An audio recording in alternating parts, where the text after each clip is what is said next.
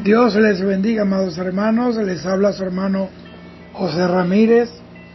Hoy yo quiero leer la palabra en el Salmo 107, versículo 7, porque tengo una enseñanza, tengo un mensaje para cada uno de ustedes.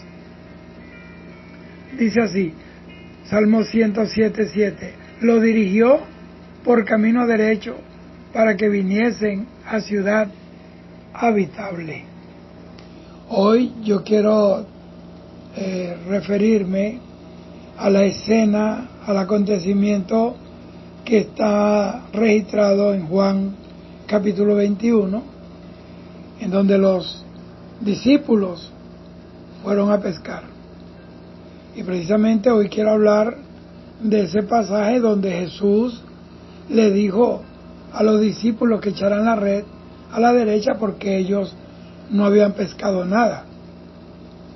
Y primero que nada, es muy importante la condición en la que se encuentra la red, y para eso hay que revisarla para comprobar si está operativa para la pesca.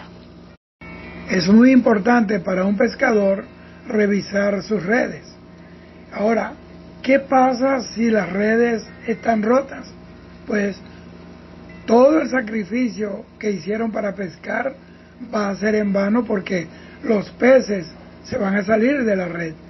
Todo lo que pescaron se les fue y no habrá pesca. Es muy importante entonces restaurar las redes, y si están rotas, por supuesto, para evitar las fugas. El tema de hoy lo he intitulado ¿Hacia dónde estás echando la red? El Señor en su llamado nos hizo pescadores de hombres, de esos hombres que nadan perdidos en un mar de pecados rumbo a la condenación eterna. Por eso quiero enfocarme en la importancia de restaurar nuestras redes, porque muchas veces trabajamos con toda nuestra fuerza, con fe y dedicación, pero si tenemos las redes rotas, no veremos el fruto de nuestro trabajo. No vamos a tener el fruto que Dios quiere para nosotros, porque muchas veces nuestras redes están rotas y tenemos que revisarlas con regularidad. Leamos Juan 21, 3 y 7, que dice: Simón Pedro les dijo, voy a pescar. Ellos le dijeron, vamos nosotros también contigo. Fueron y entraron en una barca, y aquella noche no pescaron nada. Entonces aquel discípulo a quien el Señor Jesús amaba, dijo a Pedro, es el Señor. Simón Pedro, cuando oyó que era el Señor, se ciñó la ropa, porque se había despojado de ella, y se echó al mar. Aquí Pedro primero se pone la ropa y luego se lanza al agua. Lo hizo al revés, porque uno primero se quita la ropa y después se lanza al agua. Ahora, nota esto. ¿Cómo se llamaba Pedro? El nombre con que su papá y su mamá lo nombraron al nacer era Simón. Pero fíjense que a Pedro a veces se le salía lo Simón. Jesús le cambió el nombre de Simón a Pedro, pero la naturaleza de Simón a veces se manifestaba en lugar de Pedro, que fue el nombre nuevo que Jesús le puso. ¿Y saben algo? A veces se nos sale el viejo hombre, así como a Pedro se le salió el viejo Simón. Cuando Jesús dice a Pedro, cuando Juan le dice a Pedro, es el Señor, oiga, mire cómo dice, es el Señor, Pedro se lanza al agua luego de vestirse, porque había en él un sentimiento de desnudez por haber negado cobardemente al Señor 3 veces. Y Satanás usó la culpabilidad para hacer regresar a Pedro a su vieja vida de pecador. Y ya Jesús le había dicho que en adelante él sería un pescador de hombres. Y yo creo que él se lanzó al agua por dos razones. Primero, porque él amaba a Jesús, y segundo, porque quería pedirle perdón al Señor por haberlo negado 3 veces de manera tan cobarde. Y Pedro era judío y él sabía lo que dice, o conocía lo que dice el Salmo 32:5, mi pecado te declaré y no encubrí mi iniquidad. Dije, confesaré mis transgresiones a Jehová y tú perdonaste la maldad de mi pecado. Y hay muchas maneras de negar al Señor, con palabras y sin palabras. Cristianos que por temor a sufrir burlas y bullying no se identifican como cristianos, o para que no los echen a un lado, son esos cristianos a la secreta. Pero en realidad esa es una oportunidad que Dios les da para testificar de su fe y evangelizar con la Biblia y también con el testimonio. Cuando dicen chistes sucios, colorados, de doble sentido, es para que te retires de allí y así honrar a Dios y no te rías nunca de esos chistes sucios. Entonces, cuando los invitan a pecar, esa es la oportunidad para honrar al Señor con su fidelidad, así como lo hizo José cuando la mujer de Potifar lo invitó a que pecara con ella. Entonces el propósito de este tema, amados hermanos, es mostrarle cuál debe ser nuestra actitud delante de la gente y lo importante de tener un testimonio de verdaderos hijos de Dios delante de ellos. Eso es honrar a Dios. Mateo 5:16 dice, así alumbre vuestra luz delante de los hombres para que vean vuestras buenas obras y glorifiquen a vuestro Padre que está en los cielos. Pero porque Pedro es el personaje más notable, más resaltante después de Jesús en esta escena bíblica, fue porque Pedro fue quien se comprometió delante del Señor de que no lo iba a negar. Si fuera posible, dijo él, hasta daría su vida por el Señor. Si Pedro hubiera muerto por el Señor, eso no hubiera cambiado la historia humana. Era solo un buen hombre muriendo por su fe. Pero la muerte de Jesús en la cruz fue el comienzo de una nueva ley, una ley que opera para dar salvación a los que creen en el Señor a través de la fe. Pedro es quien le dice al Señor, yo no te negaré, y lo negó 3 veces, esa misma noche antes que cantara el gallo.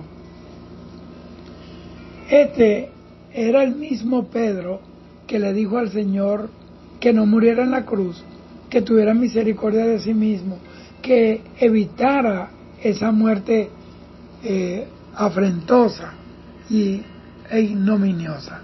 ¿Se fijaron en eso?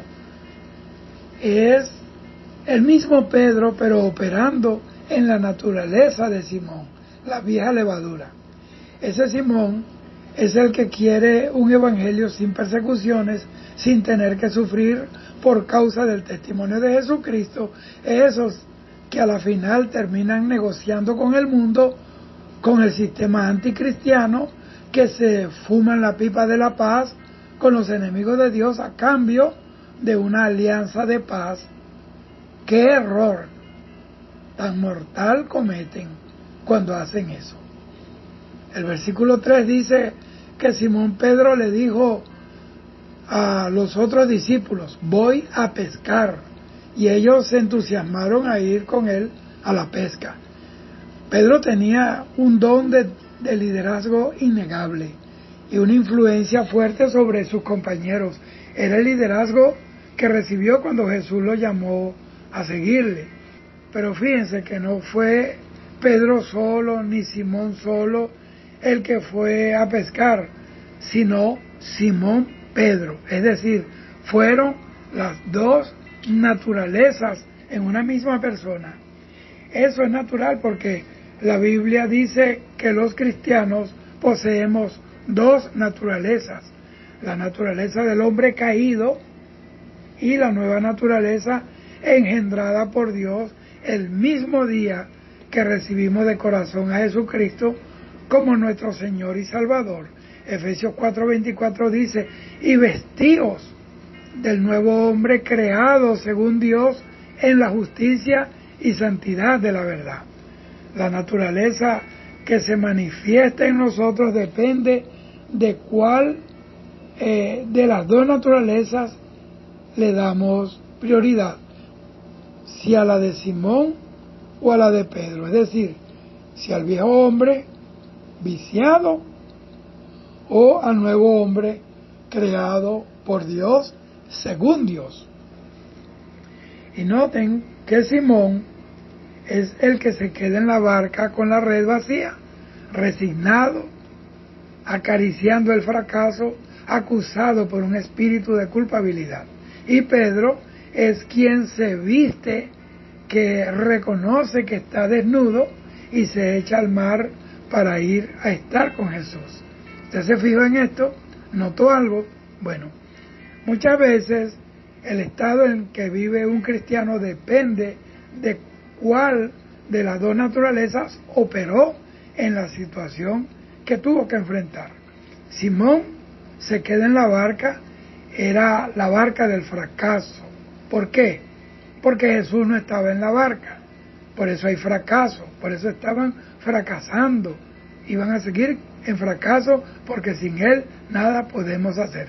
Pero Pedro, que es el nuevo hombre espiritual creado por Dios, que sabe discernir los tiempos y entiende que el fracaso no es nuestro destino, que no es de Dios, que Él no nos quiere en una barca estéril, en una vida sin frutos, y que lo único que glorifica al Padre es que llevemos mucho fruto.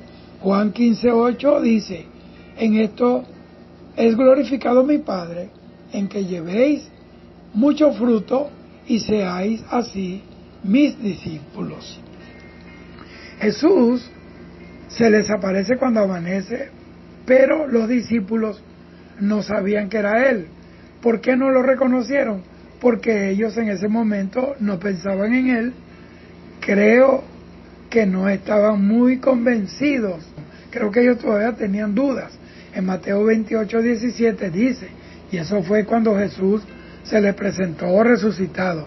Dice así, Mateo 28:17, y cuando le vieron, le adoraron, pero algunos dudaban. Y yo creo firmemente que a ellos les faltaba la experiencia de Pentecostés, cuando ellos fueron llenos del Espíritu Santo y Pedro dio su primer discurso sin miedo, con denuedo, y se convirtieron 3,000 almas a Jesucristo ese día. Esta experiencia de los discípulos en el aposento alto nos dice que el nuevo hombre no puede actuar independientemente del Espíritu Santo, quien fue el que lo engendró.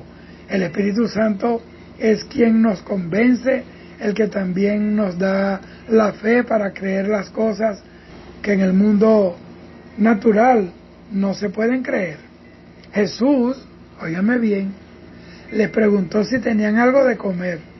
Él no les estaba pidiendo de comer porque tenía hambre. Entienda, cuando ellos le dijeron que no tenían nada de comer, entonces es cuando Él les dice qué deben hacer para llenar sus redes. Jesús no les dio los peces, entiéndalo. Él los guió a cómo iban a pescarlos.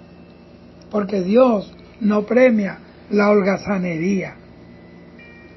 Y bíblicamente, escúcheme esto, usted lee la Biblia y Dios aborrece la pereza, la indiferencia, la ineptitud, la negligencia es pecado.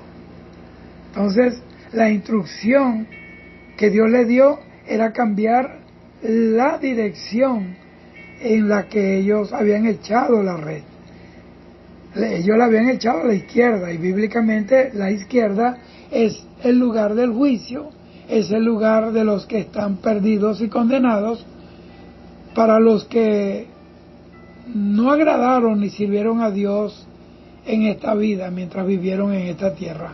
Mateo 25:41 dice: entonces dirá también a los de la izquierda, óigame bien, apartados de mí, malditos, al fuego eterno preparado para Satanás y sus ángeles. Por eso Jesús les dijo: echad la red a la derecha y hallaréis. La derecha, en cambio, es el lugar de la gracia divina. Jesús está sentado a la derecha del Padre. El malhechor que fue salvo estaba crucificado a la derecha de Jesús. Mateo 25:34 dice: entonces el rey dirá a los de su izquierda: venid, benditos de mi Padre, heredad del reino preparado para vosotros desde la fundación del mundo. Qué tremenda palabra. Jesús les aseguró la pesca cuando les dijo: echad la red a la derecha y hallaréis. ¿Por qué? Porque Jesús dijo: todo lo que pidáis al Padre en mi nombre, yo lo haré. ¿Por qué? Porque Jesús está sentado a la diestra del Padre, por eso hay garantía de la bendición y la respuesta. Desde allí, Él intercede desde la derecha del Padre por nosotros, Él aboga por nosotros delante del Padre, Él media por nosotros ante el Padre. Marcos 16:19 dice: y el Señor, después que les habló, fue recibido arriba al cielo y se sentó a la diestra de Dios. El único que está sentado a la diestra de Dios Padre es Jesucristo. Nadie más tiene, ni ha tenido, ni tendrá este privilegio que el Padre solo reservó para su Hijo Jesucristo. Muchas veces el fracaso es debido a que estamos echando la red en la dirección equivocada. Cuando vamos en la dirección equivocada, en el ministerio equivocado, en la relación equivocada, en el matrimonio equivocado, eso que Dios no nos dio, sino que fuimos nosotros quienes lo escogimos cuando estamos haciendo lo que Dios no quiere que hagamos. Es cuando viene el fracaso así como un hombre fuerte armado. Y creo, amados hermanos, que es hora de decirle a Dios que nos reposicione, que nos coloque en la dirección correcta, que es en la que nosotros podemos tener victoria y seremos bendecidos. Y dice que cuando ellos echaron la red a la derecha, encerraron gran cantidad de peces, tanto que no la podían sacar. Mire, cuando Dios da bendición no hay nadie que nos las quite. Ellos no pescaron con la red, esa física natural, sino que pescaron con la palabra de Jesús. Los peces no obedecieron ni a la red de los discípulos, ni a la experiencia de ellos como pescadores, sino a la orden que Jesús les dio. Y es entonces cuando Juan le dice a Pedro: es el Señor. Juan lo reconoció cuando les dijo que echaran la red a la derecha, porque Jesús vino a cambiar la dirección de nuestras vidas, de maldición a bendición, de muerte a vida, de perdición a salvación. Es en ese momento cuando Pedro, no Simón, sino Pedro, nadó hasta donde estaba el Señor Jesús. Jesús no le dijo: ven hacia mí, sino que Pedro lo hizo, porque el que es de Dios quiere estar siempre con Jesús. Y fíjense que a Pedro no le importó la cantidad de peces que había en la red, sino le importó Jesús, su Señor, a quien había negado 3 veces. Los otros discípulos se quedaron en la barca arrastrando la red, porque estaban, como dice la Biblia, a 200 codos. Eso son unos 9 metros. Y aquí hay algo muy importante y significativo que debemos notar. Y es que hay gente que en su prosperidad se olvidan del Señor que lo prosperó, el Dios que le llenó las redes, el que lo sacó de la miseria y le dio lo que nunca tuvieron, lo sacó de las cárceles, de los vicios, de las drogas, de las cantinas, de los altares del diablo, de la vida corrupta y disoluta, y les dio casa, carro, dinero, familia, hijos, un ministerio respaldado por el Espíritu Santo, y luego ellos se creyeron que fue por sus propios medios o que ellos se lo merecían. Cuando todo lo que recibimos, amados hermanos, es por la gracia de Dios. Y hay quienes no avanzan por estar arrastrando una vida desagradable a Dios, de la cual no se quieren apartar. Uno les predica y les habla y oyen estos mensajes, pero siguen en el pecado. Si Dios no nos llena la red, el diablo entonces seguro que las va a llenar. Aquel que no está lleno de Dios está lleno del diablo. Eso lo he visto durante mi vida ministerial. Gente que lo único que le quedó fue el dinero, la fama, el nombre, el rótulo, los bienes materiales, las infraestructuras, pero el Espíritu Santo ya no se mueve en sus vidas. Son los Saúles modernos de quienes el Espíritu Santo ya se apartó. Por eso David dijo: no quite de mí tu Santo Espíritu. Sin el Espíritu Santo nosotros somos nada en esta tierra.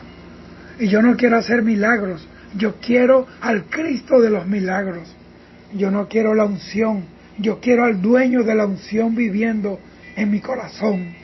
Yo no quiero fama, yo quiero que mi nombre esté escrito en el libro de la vida. Yo no quiero, como dijo Pablo en 1 Corintios 9:27, ser heraldo para otros que sean salvos, y yo a la final venga a ser eliminado. Sin Él soy solo un esqueleto con Biblia que se arrastra en este mundo, en los altares, en las tarimas. Soy metal que resuena y címbalo que retiñe. Job 1:21 dice que Dios es el que da y Él también es el que quita. Apocalipsis 3:7 dice que Dios es el que abre y ninguno cierra, y el que cierra y ninguno abre. Pero Jesús le tenía preparado banquete en la playa, óigame.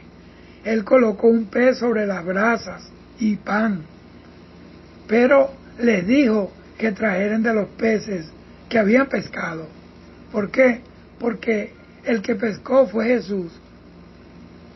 Entonces nosotros en realidad no tenemos nada. Todo lo que tenemos le pertenece al Señor, y Él dispone de lo que nos da cuando Él quiere, como quiere y donde quiere. Pedro entonces fue a la barca y sacó de la red, que estaba llena, sacó los 53 peces en total, que estos representan los 3 días que estuvo Jesús sepultado y los 50 días después de su muerte, es decir, Pentecostés, que es la vida del Espíritu Santo sobre la iglesia de Jesucristo. La red no se rompió a pesar de tantos peces, dice la Biblia. ¿Y por qué no se rompió? Porque ahora era Jesús quien dirigía la pesca y decía en qué dirección debía estar la red, en qué dirección debía echarse la red. Esto me grita en el alma, en lo más profundo de mi espíritu, que Jesús prepara provisión a los que sirven en su obra. Y les dijo: venid, comed. Esto es tipo de los convidados a la cena de las bodas del Cordero. Y saben algo, amados hermanos, Pedro no fue el único que le falló al Señor la noche que lo arrestaron, porque todos lo abandonaron en su peor momento. Ninguno era mejor que otro. Eran como los hijos pródigos del reino. Al hijo pródigo, el padre no le reprochó su pecado, simplemente lo recibió, lo abrazó, lloró en su hombro, que es como diciendo que Jesús puso sus lágrimas sobre nuestro hombro, que es el lugar del compromiso en la obra de Dios, para decirnos: vayan, trabajen a tiempo y fuera de tiempo, pesquen hombres perdidos para mí, porque la salvación costó mis lágrimas y la de mi Padre que está en el cielo. Al hijo pródigo, el padre le mudó las ropas sucias por ropas limpias, le puso un anillo en su dedo, le calzó sus pies descalzos con zapatos nuevos, con calzados nuevos. Y aquí viene lo que les dije: le dio al hijo pródigo a comer del becerro engordado, así como Jesús les dio a comer de su pez y de su pan. Eso de comer con el Señor representa volver a tomar la comunión, es decir, a la Santa Cena, con una conciencia limpia, sin culpabilidad. Lo restituyó a su casa. Eso le estaba hablando el Señor a los discípulos, porque todos lo abandonaron, así como restituyó a Pedro después de haberlo negado 3 veces. Él es un Dios de restitución. Restituir, según el diccionario, es volver algo a quien lo tenía antes y restablecer o poner algo en el estado que antes tenía. Restituir también es el equivalente a restaurar al estado de bendición que se tenía antes. Estoy hablando espiritualmente. Eso lo prometió Jesús en Mateo 19:29, donde dice: y todo aquel que haya dejado casas, o hermanos, o hermanas, o padre, o madre, o esposas, o hijos, o tierra por mi nombre, recibirá 100 veces más y heredará la vida eterna. Y para terminar, queridos hermanos, continuemos con Simón Pedro. En Juan 13:6-9 dice que Jesús le lavaba los pies a sus discípulos, pero cuando le tocó el turno a Pedro, éste le dijo: tú no me vas a lavar nunca, jamás me vas a lavar los pies. En ese momento, el que se manifestó fue Simón, y Jesús le dijo: si no te lavare, no tendrás parte conmigo. Es entonces cuando se manifiesta la naturaleza de Pedro y le dice: no solo mis pies, Señor, sino también mis manos y mi cabeza. Esto me dice que Pedro reconoció que necesitaba un mantenimiento general, para que me entiendan. Los pies representan el andar, las manos representan el obrar y la cabeza representa los pensamientos. Necesitaban ser renovados los pensamientos de Pedro. Efesios 4:23 dice: y renovaos en el espíritu de vuestra mente. Entonces, dependiendo de la naturaleza de nuestros pensamientos, estos nos pueden destruir o nos pueden edificar. Amados, si aquí hay algo que yo siento en mi corazón, y es que el Señor tenía un pez grande sobre la brasa y tenía el pan. Y yo entiendo 2 cosas: que así va a tener que hacer Dios con mucha gente, peces gordos, peces grandes del Evangelio, que se han ido por la tangente, que se han ido por el camino equivocado, que viven como la red de la izquierda, en el lugar equivocado, en la dirección equivocada, y por eso los espera brasas, los espera las brasas del infierno si no se arrepienten. Y también el pan estaba sobre la brasa, porque eso habla de que hay mensajes, hay predicaciones, hay doctrinas que van a ser, que no son de Dios y que no van a pasar la prueba del fuego, como dice Pablo. Y también veo en esto que personas, para poderla salvar, Esos cristianos flojos, personas que están llamando desde hace rato y no quieren obedecerle, el Señor va a tener que treparlos sobre la brasa para que puedan salvarse, así como hizo con el malhechor de la cruz, del Calvario, allí colgarlo en una cruz para que pudiera ser salvo. Así que la misericordia de Dios se mueve en todas las direcciones.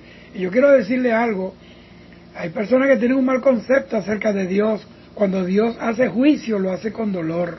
Cuando Dios envía juicio sobre algo, sobre alguien, a Él le duele el castigo, dice la Biblia. Cuando Él envió fuego sobre Sodoma y Gomorra, lo hizo por su justicia. Pero en su corazón le dolió. Cuando envió el diluvio universal, que acabó con todo lo que tenía vida, a Él le dolió. Dice Génesis 6:2 que le dolió el corazón de Dios. Dios tiene corazón. Entonces, esto es algo que tenemos que tener en cuenta. Porque Dios, a mucha gente para poderlo salvar, tendrá que procesarlo en una cama de dolor, en una cárcel, no sé. En alguna forma Dios sabrá qué método va a usar para cada quien, según sea su corazón. Que Dios te bendiga. Recuerda, Cristo está a la puerta. Prepárate, porque el que ha de venir vendrá y no tardará. Dios te guarde. Shalom.